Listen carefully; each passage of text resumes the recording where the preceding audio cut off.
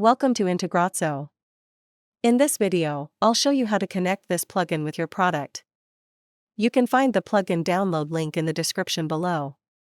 Let's get started. After activating the plugin, go to the plugin setup page from your WordPress dashboard. Now click on Select Plugin. A pop-up will open. Choose your plugin from the list. Next, click on Select Product. A pop-up will open. Choose your product from the list.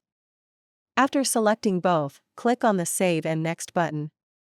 Next, in Step 2, add your account authentication details. First, enter your account name for identification. Next, select your account data center name. Next, click the Authenticate and Next button. Now it will redirect you to your account for authorization. Here, review the permissions and click Approve. After approving, it will redirect back to WordPress. Now we're in the Map Field section. First, select the form you want to integrate from the list.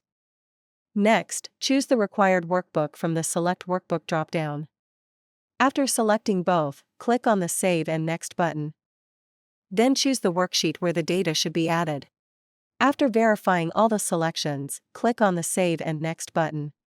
Now the field mapping area will open. On the left side, the form fields will appear, and on the right side, the product fields will appear. Here, simply map the fields. After completing the field mapping, click on the Save Mapping button. Now the integration is completed successfully.